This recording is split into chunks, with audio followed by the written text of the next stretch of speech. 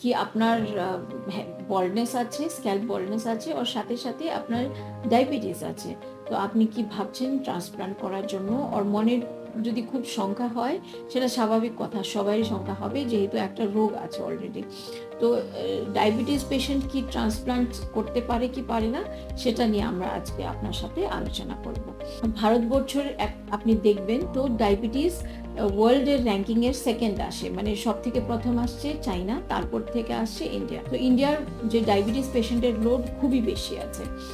আর তাই জন্য এটা খুব আনকমন নয় কি আমার সাথে পেশেন্ট আসে যার বল্ডনেস সাথে সাথে ডায়াবেটিসও আছে। আর এটা এমন রোগ যে এখন ছোট বয়সের ছেলেদেরকেও ধরতে পারে। তো আগে আমরা শুনি যে ডায়াবেটিস হলে আপনার শরীরে কি কি ড্যামেজ হতে পারে। তো সব থেকে প্রথম আছে আপনার যে রক্ত শিরাগুলো, সেটা ড্যামেজ হবে যদি আপনার সুগার লেভেলসটা বেশি আছে, যদি আনকন্ট্রোলড আছে। আপনি